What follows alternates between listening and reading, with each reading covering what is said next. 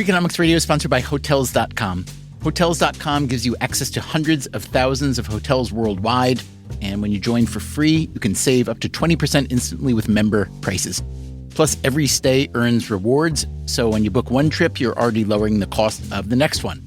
Hotels.com is simple, rewarding, and designed to help you get more out of every stay. Sign up for free and book today. Hotels.com. It's all in the name. Freakonomics Radio is sponsored by Amica. You know what they say, if you want to go fast, go alone. If you want to go far, go together. So go with Amica and get coverage from a mutual insurer that's built for their customers, one that looks after what's important to you together. Auto, home, life, and more, coverage that fits your unique needs. Amica helps you protect what matters most. Visit amica.com and get a quote today.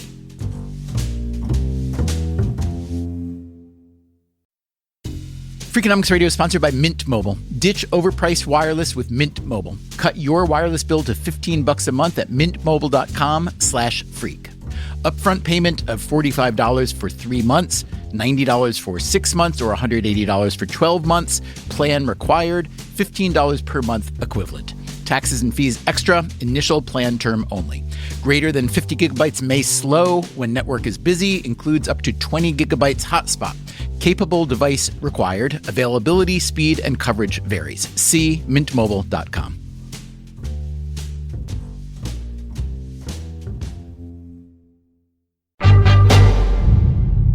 I've never eaten whale, as far as I know. Have you?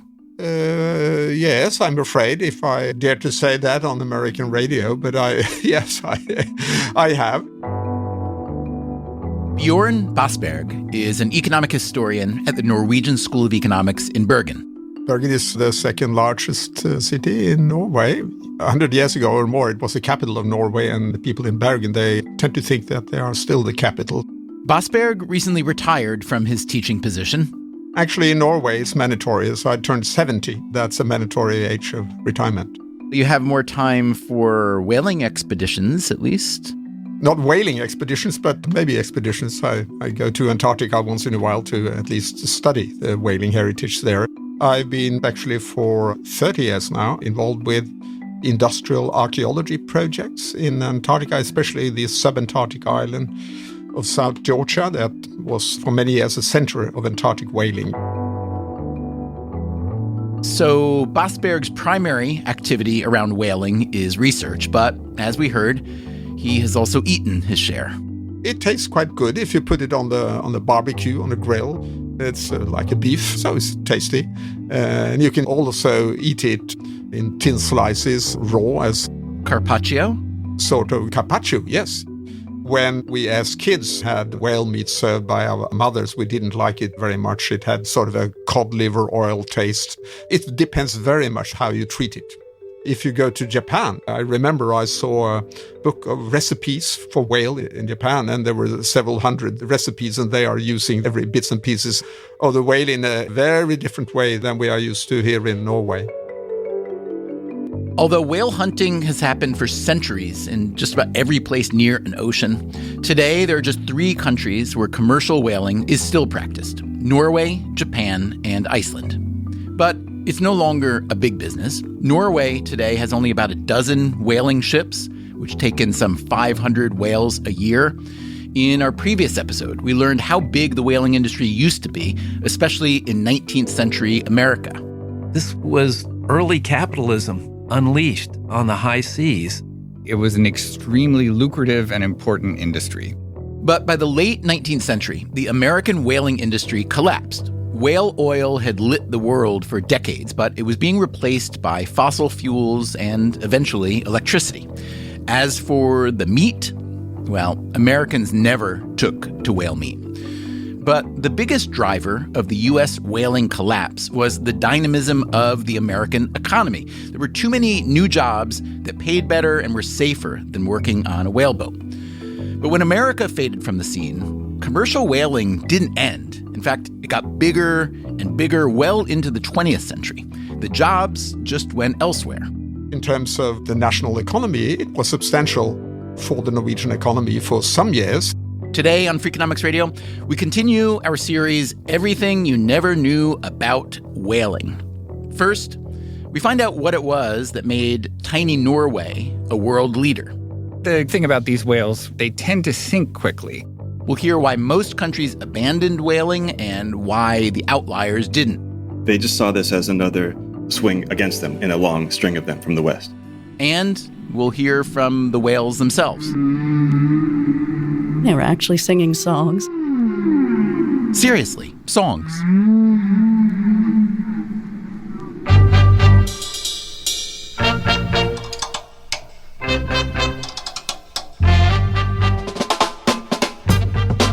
This is Freakonomics Radio, the podcast that explores the hidden side of everything, with your host, Stephen Dubner.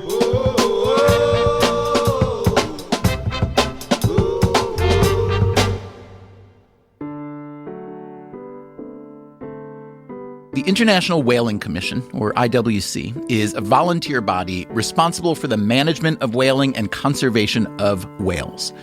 That mission essentially translates into a global moratorium on commercial whaling. Norway, Japan, and Iceland don't abide by this moratorium. Whales are also still hunted by indigenous groups in the US, Canada, Russia, Greenland, Indonesia, St. Vincent and the Grenadines, and Denmark. In those places, whale products typically aren't sold on the open market, and the IWC considers indigenous hunting a sustainable practice. Among commercial whalers, Norway remains the largest, and they too say their whale hunting is sustainable. The fact is, there isn't much demand for their whale meat in Norway or elsewhere. And what about the ethics? Here again is Bjorn Basberg. I've decided never to take any strong position on this at all. My perspective on the whaling industry is to try to understand the history and to explain it historically.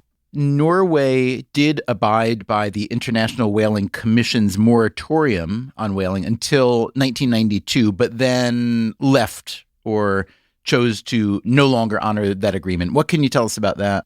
Well, that was obviously very controversial internationally, and the protests were huge. I think the Norwegian Ministry of Foreign Affairs had a very difficult time in sort of defending the Norwegian position. There were huge campaigns, of course, in your country especially, but also all over the world. But the government's view at the time was that this was an industry with a history, it's sustainable, and it was almost compared with indigenous whaling in Greenland, in Alaska, which is still going on.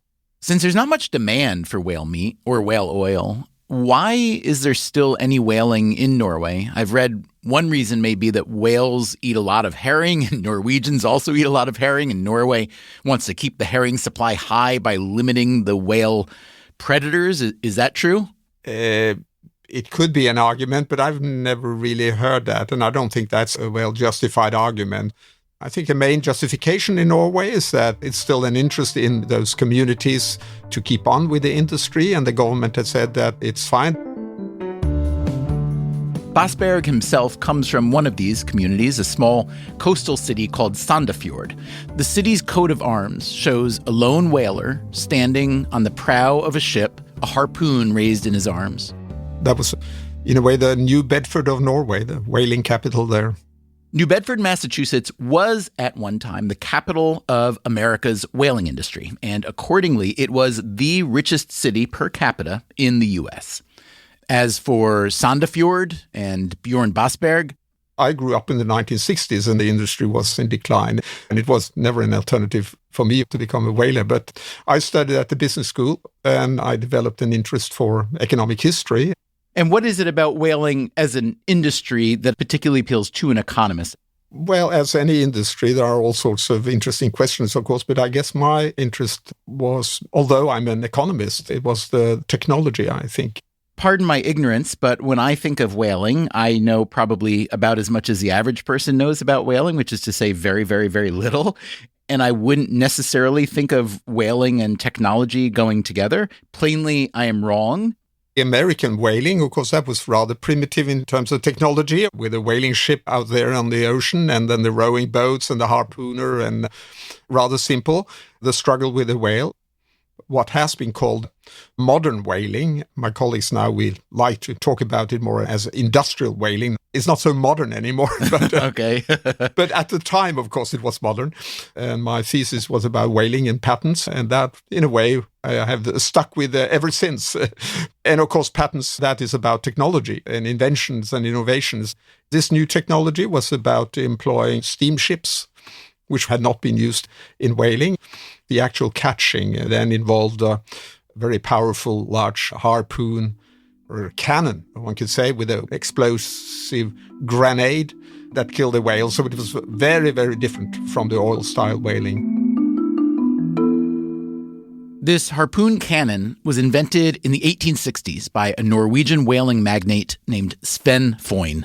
So exactly at the time when the Americans were abandoning whaling in the late 19th century, the Norwegians were taking it up and establishing what we know today as the modern whaling industry.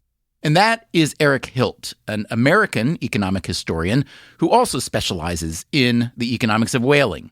So to do that, you needed to use very different methods and you produced different products. While Americans had hunted across the Atlantic and Pacific Oceans, the supply of whales there had fallen. The Norwegians, with their powerful steamships, hunted all the way down in Antarctica. This offered a new supply of whales that were even bigger than what the Americans hunted. The Norwegians went after humpback whales and the biggest mammal of all, the blue whale. The American whaling industry couldn't touch it. If they managed to harpoon it, it would just drag them away forever. The Americans had a name for being dragged across the ocean by a harpooned whale. They called it a Nantucket sleigh ride. It could drag the whole whaling ship. The other thing about these whales is that they tend to sink quickly. The Americans would kill a sperm whale and sort of tow it back to the vessel. You couldn't do that very easily with this gigantic blue whale. So you not only need a cannon, but you need some kind of powerful device to actually bring the whale carcass up. Oh, well, they had a sort of a hose. You just stick it in the whale. They stuck it into the whale, yes, basically. And then there's some kind of pump on the whaling ship that pumps air through the hose into the whale. So it's like blowing up a balloon, essentially. Very much so. The Norwegian whaling industry kept innovating. By the early 20th century, they built huge whaling ships that Bosberg calls floating factories. These were accompanied by 10 or 12 smaller ships that were deployed to kill whales and haul them back to the big ship to process the whale oil. The factory ships was like an average oil tanker at the time, 15,000 tons, 20,000 tons. Now, technology usually travels quickly, especially in a competitive industry where there's money to be made. Why did the U.S. whaling industry and maybe other industries not adopt these new Norwegian technologies?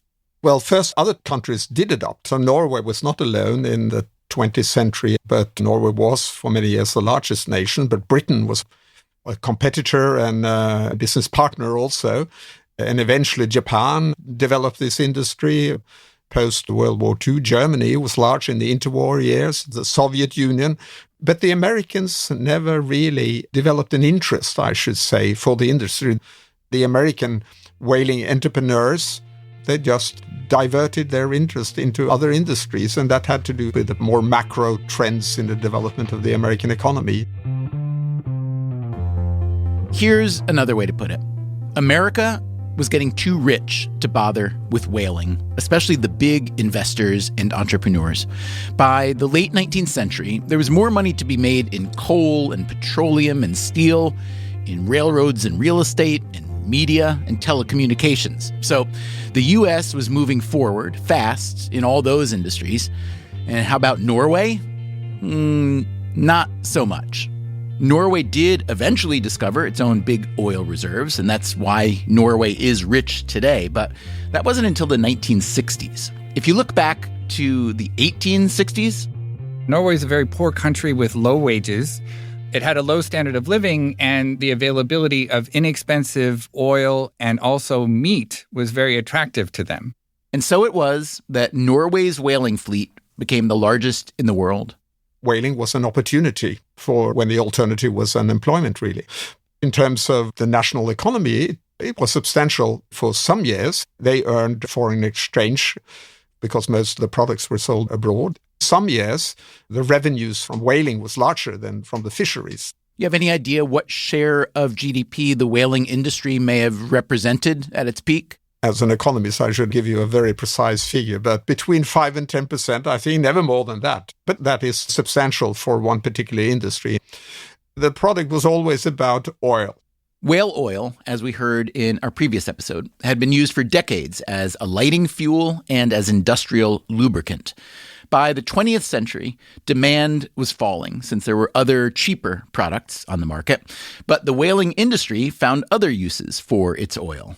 The main buyers of the whale oil throughout the 20th century was large companies in Europe like Unilever and in the United States like Procter & Gamble that processed the oil further and sold it to, margarine industry.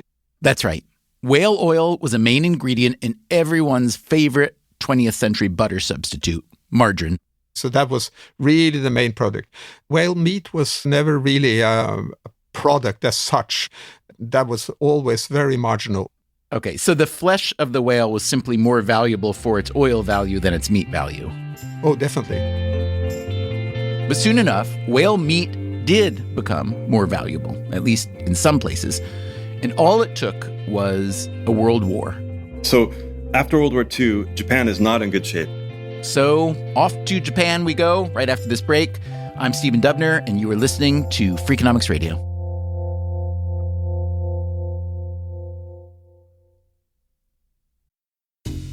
Freakonomics Radio is sponsored by Cash App. When it comes to Bitcoin, you may be surprised to know that it was invented way back in 2008. If you still haven't made the jump to Bitcoin, Cash App makes it easy. When you buy Bitcoin on Cash App, they hold real Bitcoin for you, 1-to-1, and you can withdraw it anytime. It works more like real money and less like something locked in an account. No extra steps, no restrictions, just access and control when you need it. For a limited time, new customers can get $10 added to their balance. Just use code BITCOIN10 when you sign up. And don't forget this part, send at least $5 to a friend in the first 2 weeks. Terms apply. Cash App is a financial services platform, not a bank. Banking services provided by Cash App's bank partners. Bitcoin services provided by Block Incorporated brand. For additional information, see the Bitcoin disclosures at cash.app/legal/podcast.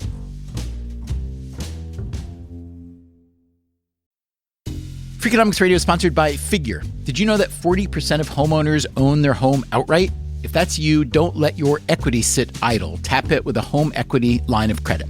Figure, the #1 non-bank HELOC lender in the U.S., helps tap equity you've built in your home so you can do things like tackle a renovation or pay down debt. HELOC is a line of credit secured by your home. You can draw what you need, repay, and draw again. Figure offers a 100% online application. Get approved in 5 minutes and funding in as few as 5 days. It's faster than a bank loan and cheaper than a personal loan. Check your rate today without impacting your credit at figure.com/Freakonomics. This post is sponsored by Figure, NMLS ID 1717824. Figure is an equal housing lender. For more information about their licensing, visit nmlsconsumeraccess.org. Figure's HELOC is subject to credit approval and terms apply. Freakonomics Radio is sponsored by Square, the business platform that helps sellers become neighborhood favorites. No matter if you're selling 3D printed art or running a design studio, Square helps you run your business without running yourself into the ground. Square was made to work on the go, so you can sell wherever your customers are. With Square, you can track sales, manage inventory, and access reports in real time, whether you're in the shop, on the go, or running things solo. Square supports every major payment method, including Tap to Pay, and offers instant access to your earnings through Square Checking. Sellers save an average of 44 hours per month by skipping bank transfer delays.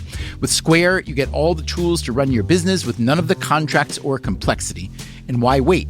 Right now, you can get up to $200 off Square hardware at square.com/go/Freakonomics. That's SQUARE.com/GO/Freakonomics.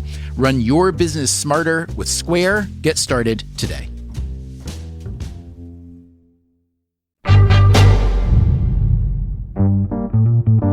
When Japan Japan surrendered to the Allies in 1945, putting an end to World War II.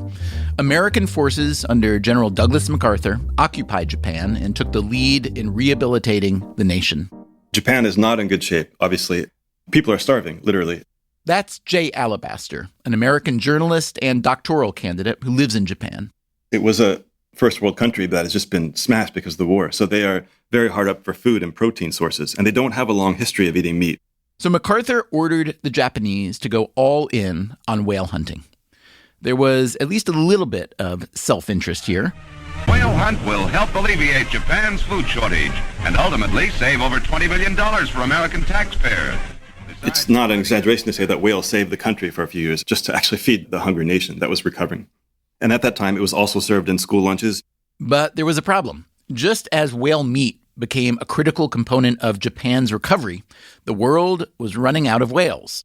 Whale numbers were down to 100th, 1,000th of what they were at the peak. All the technology that had gone into whaling, all that mechanization and industrialization, it had decimated the global whaling population.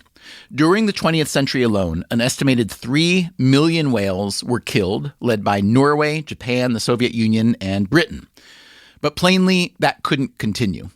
And this is what led in 1946 to the establishment of the International Whaling Commission. 15 of the biggest whaling countries got together to regulate how many whales could be killed. In the beginning, the IWC is for the orderly development of the whaling industry. So it's a very pro-whaling, pro-industry organization where a group of nations get together and try to figure out how to preserve this resource. The IWC today is an anti-whaling organization. It advocates for a total ban on commercial whaling. But back then, it was trying to reach a happy medium. The problem was they didn't have any real power to tell a given country how many whales they could kill. Instead, the IWC set a global quota. And this had an unintended and perverse consequence. They called it the Whaling Olympics. It caused these fleets to go out and catch as many big whales as they could as fast as possible.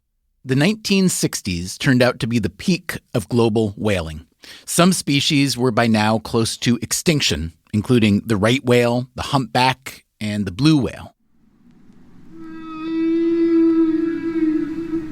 But then, things began to change for the whales. If you were around way back in 1970, you might remember a record album called Songs of the Humpback Whale. It was a pretty big hit.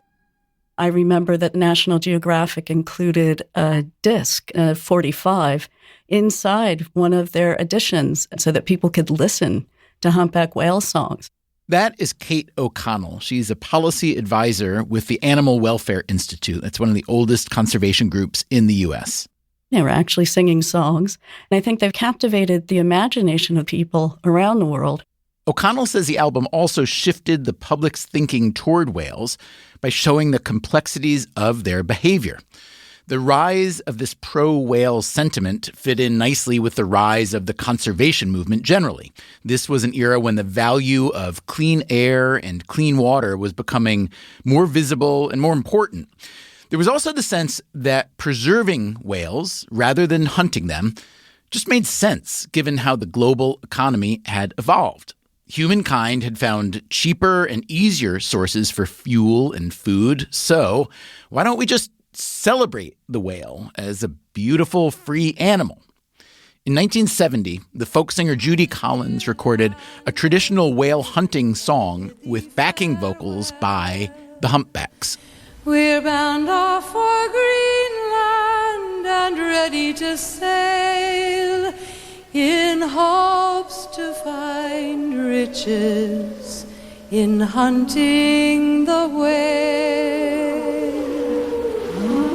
Soon after, the U.S. banned commercial whaling under the Marine Mammal Protection Act, and the new environmental group Greenpeace made its mark by launching a movement called Save the Whales. It always has been my lifelong ambition to eradicate whaling from the planet. That is Paul Watson, a self-described eco-warrior. We met him in the first episode of this series. Back in 1975, when I was with Greenpeace, we intervened against the Soviet whaling fleet in the Pacific Ocean. Watson was on a ship that tried to stop a Soviet ship from killing a whale. They had harpooned this large bull whale, and he swam right underneath us and threw himself up at the bow of the Soviet vessel.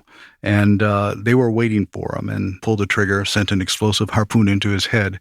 And the whale fell back into the water, rolling in agony on the surface. There was blood everywhere, and I caught his eye.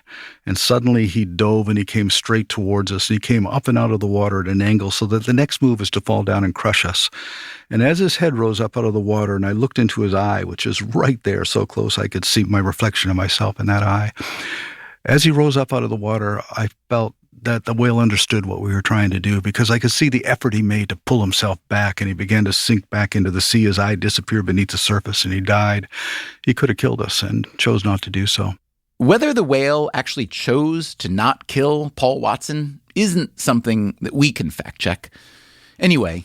But it also got me to thinking, why? Why were we killing those whales? The Soviets were killing sperm whales for spermaceti oil and sperm oil. They're not edible. And the primary use for that was in the construction and maintenance of intercontinental ballistic missiles. This is something we can fact check. It is true that the Soviets used sperm whale oil for military purposes, but they also killed lots of other kinds of whales, mostly to comply with the directives of their centrally planned economy. There wasn't much demand for whale oil or meat in the Soviet Union. But you can see why an activist like Paul Watson might find it attractive to combine whale saving with military disarmament.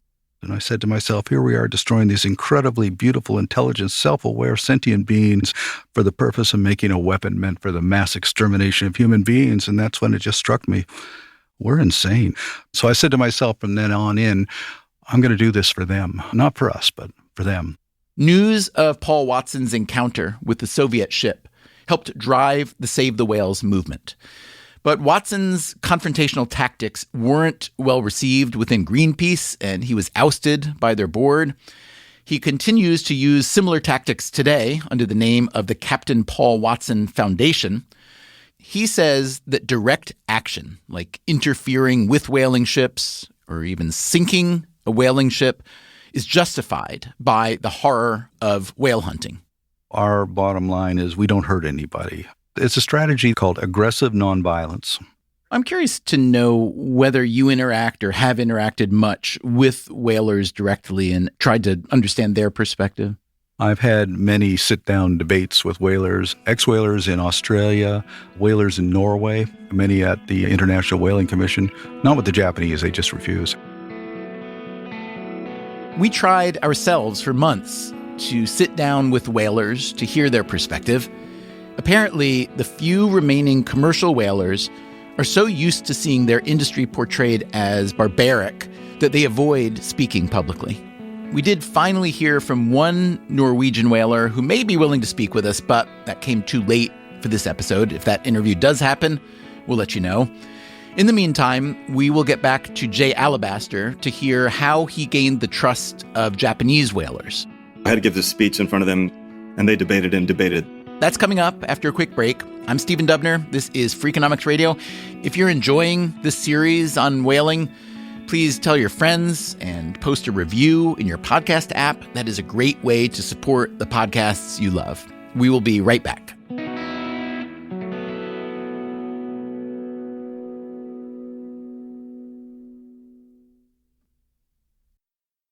Freakonomics Radio is sponsored by Southern New Hampshire University. The best investments are the ones you make in yourself, and no one knows that better than Southern New Hampshire University.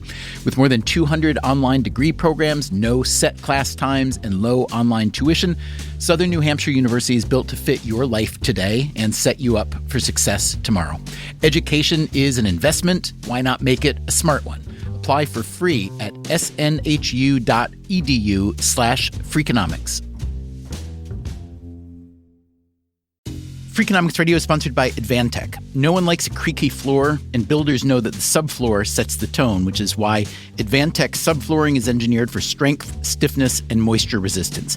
Advantech products are designed to stand up to the elements and give you a bond so strong it's backed by the industry's first squeak-free guarantee. No squeaks, fewer callbacks, no problem.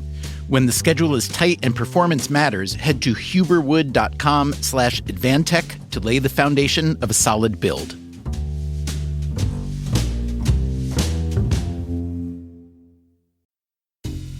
Freakonomics Radio is sponsored by TalkAboutPD.com. Let's talk about Peyronie's disease, or PD. It's not widely talked about, and some men may feel reluctant to bring it up, but it's more common than you would think. PD can happen when scar tissue builds up under the skin of the penis, causing a curve with a bump during an erection that for some men may lead to pain during intimacy and impact mental health. A trusted urology specialist can help diagnose PD and walk you through your options, including non-surgical treatment. Visit talkaboutpd.com.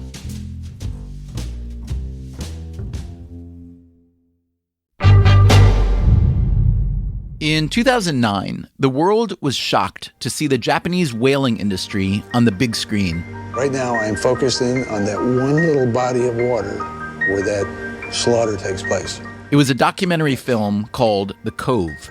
If we can't stop that, if we can't fix that, forget about the bigger issues. The film was about dolphin hunting in the town of Taiji.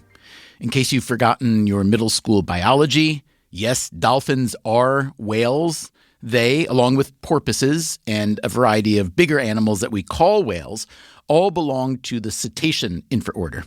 Anyway, the film follows Rick O'Barry, a dolphin trainer turned anti-whaling activist, critiquing the practice of whale hunting in Japan.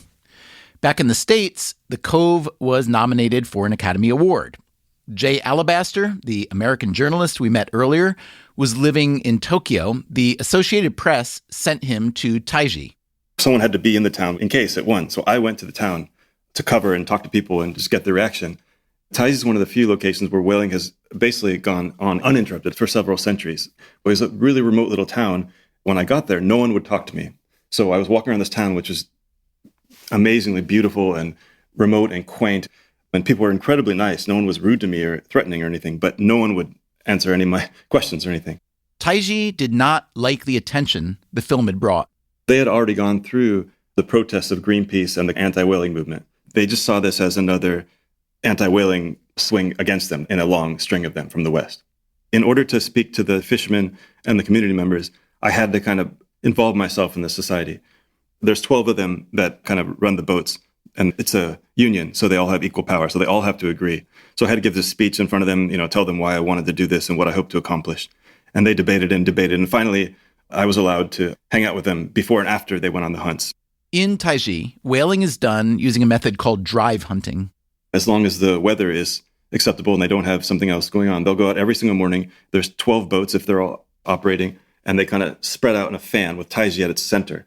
And they go out about 15 miles at a relatively slow speed, and they're just scanning the horizon, looking for birds or spouts, anything to give them a hint that there's one of the species that they're allowed to catch. And if one of them finds a species, he'll call it in on the radio, and the 12 will have like an impromptu conference on their wireless radios. And if they decide to go for it, they'll all assemble behind the pod, and they'll line up the boats. And then they have these metal poles that are kind of flanged at the bottom, and they'll put the flange side into the water. And they're very long, they're very coordinated. They'll just push the pod slowly towards Taiji. And then they get them to a certain cove, the cove, and seal it off with ropes, and then either take the animals for meat or live for show animals. That's one thing that's unique on Taiji, is that because they do this method of hunting, the animals aren't killed at sea. Alabaster tried to learn about the economics of whaling in Taiji. The prices are quite hidden. They're not published anywhere, so it's quite difficult to get a hard read. But it's very clear that the live animals are worth far more than the animals that they sell for meat. They only actually eat two commonly. The short-finned pilot whale and the striped dolphin are the two that are celebrated. And one of those animals will go for between $500 and $1,000, I think, for meat. But another animal, say a bottlenose dolphin, which is the show animal that you often see in aquariums, kind of the flipper, they can go for $10,000, $20,000. So there's a huge difference there. The film about Taiji whaling condemns both the killing of whales for meat and selling them to a dolphinarium. When I started out, there were only 3 dolphinariums. Today, it's become a multi-billion-dollar industry. And all of these captures, you help create the largest slaughter of dolphins on the planet. And the winner is The Cove.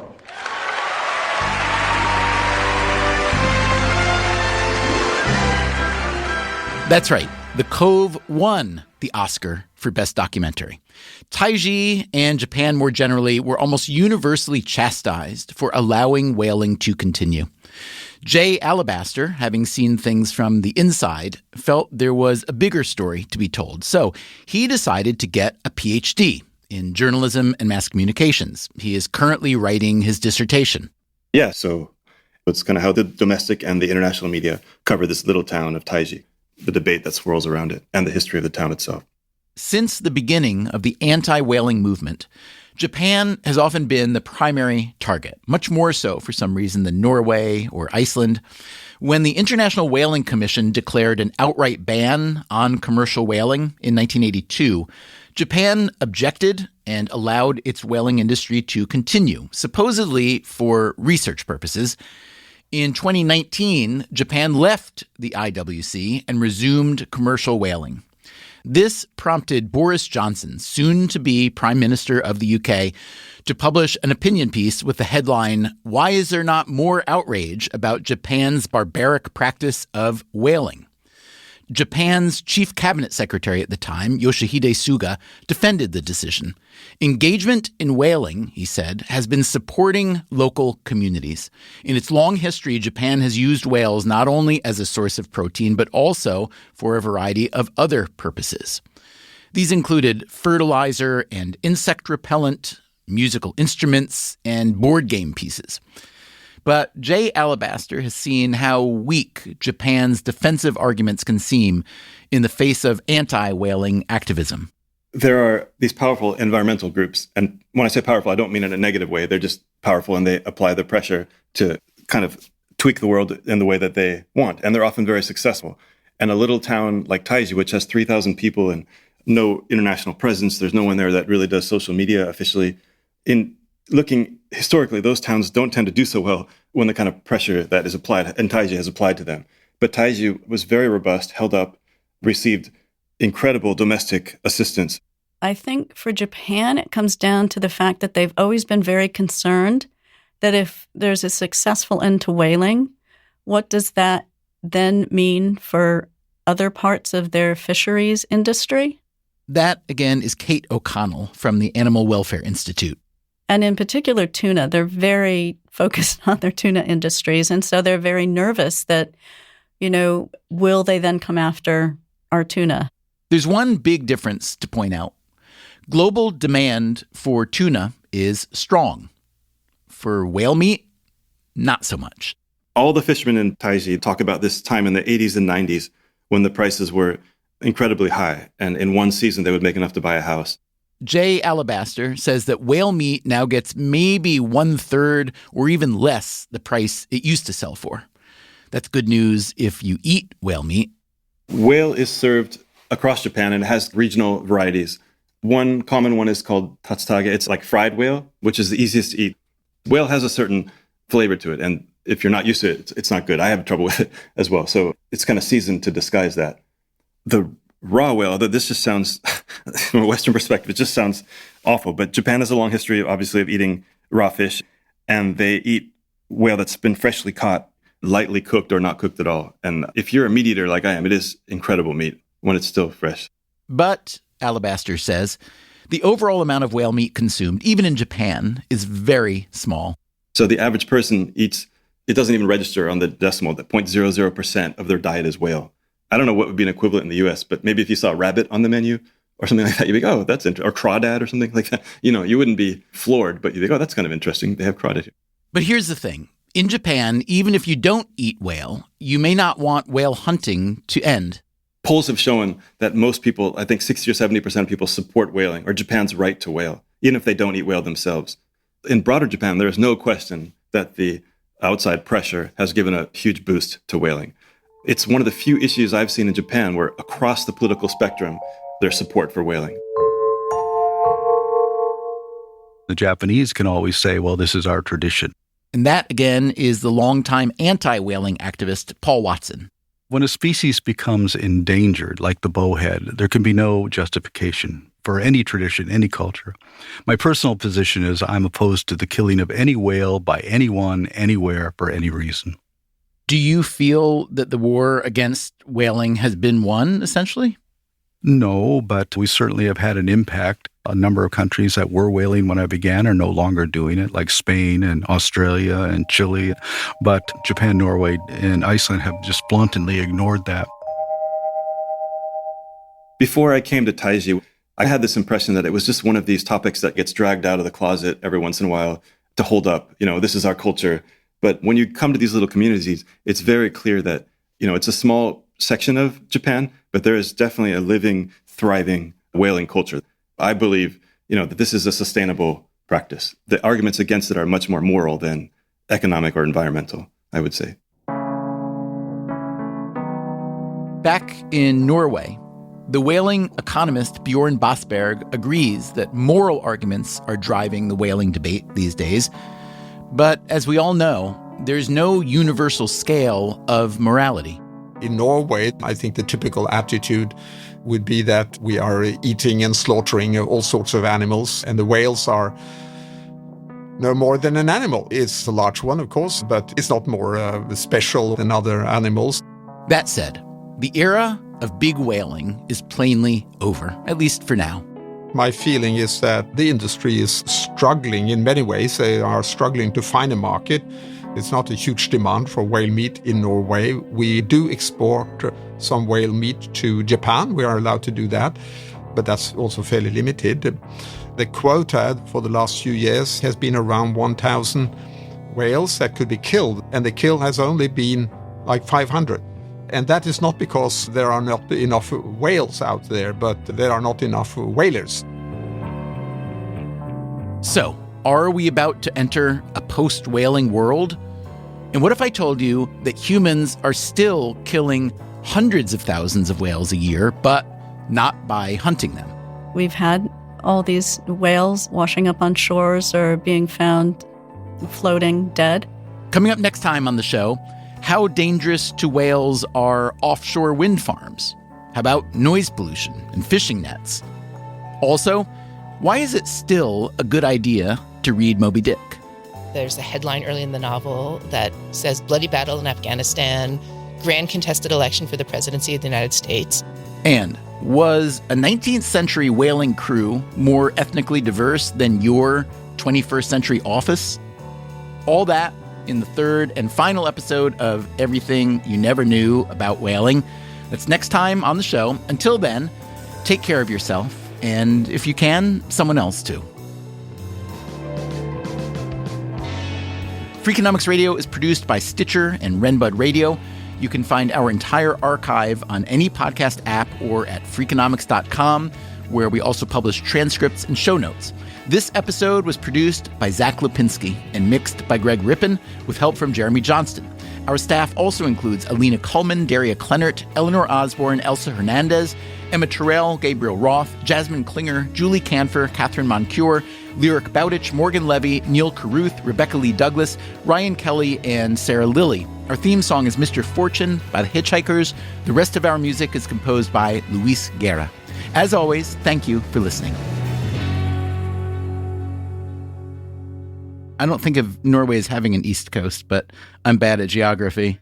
Well, the eastern part of Norway is mostly Sweden, but we have a small southeast coast.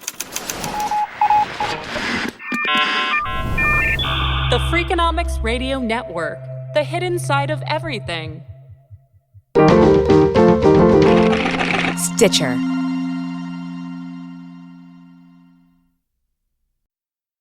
Freakonomics Radio is sponsored by Ozempic. Innovation happens through rethinking what's possible, and when it comes to GLP-1s, Ozempic Pill does just that. Learn more about Ozempic semaglutide tablets, 4 and 9 milligrams, by calling 1-833-OZEMPIC or visit Ozempic.com to view the medication guide and ask your doctor what's possible with FDA-approved Ozempic Pill.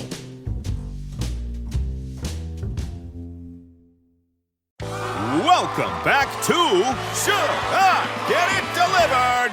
Contestant, you're out of food and your meds, but are too tired to get up. Do you A, pout, B, Beg your roommate, or C, get Walmart to deliver it all same day. Same day? Who knew? Gonna go with C, Walmart. That is correct. Walmart offers same-day delivery for prescriptions, groceries, and more. I love not leaving my couch. Walmart. Who knew? Subject to availability, restrictions, medication exclusions, and fees apply.